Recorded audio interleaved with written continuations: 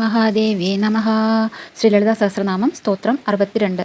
ധ്യാനധ്യാതൃത്ഥേയ രൂപാ ധർമാധർമ്മ വിവർജിത വിശ്വരൂപാ ജാഗരിണീ സ്വപന്തി തൈജസാത്മിക. ധ്യാനം എന്ന സാധന ദേവി തന്നെയാണ്. ധ്യാന വസ്തുവും ധ്യാനത്തിലൂടെ നേടേണ്ടതും ദേവിയെ തന്നെയാണ്. അപ്പോൾ എല്ലാം ഒന്ന് തന്നെയാണ് എന്നാണ് വിവക്ഷിക്കുന്നത്.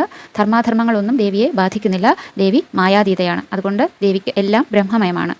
ദേവി എല്ലാത്തിനും സാക്ഷി മാത്രമാണ്. അതുകൊണ്ട് ദേവി ധർമാധർമ്മ വിവർജിത എന്ന് വിളിക്കപ്പെടുന്നു. വിശ്വത്തോളം വളരുന്നതാണ് ദേവിയുടെ സ്ഥൂല രൂപം. അതുകൊണ്ട് വിശ്വരൂപ എന്ന് ദേവിയെ സ്തുതിക്കുന്നു. നമ്മൾ ഉറങ്ങുമ്പോഴും ഉള്ളിൽ ദേവി ചൈതന്യം ഉണർന്നിരിക്കുന്നു. ആ ദേവി എല്ലാ ശാരീരിക പ്രവൃത്തികളും നിയന്ത്രിക്കുന്നു. അതുകൊണ്ട് ജാഗരണി എന്ന് ദേവിയെ വിശേഷിപ്പിക്കുന്നു. സ്വപ്നാവസ്ഥ അനുഭവിക്കുന്ന ജീവനും ദേവി തന്നെയാണ്. അതുകൊണ്ട് ദേവി സ്വപന്തി എന്നറിയപ്പെടുന്നു.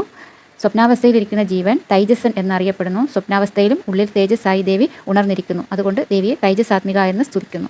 ഓം ശ്രീ മഹാദേവി.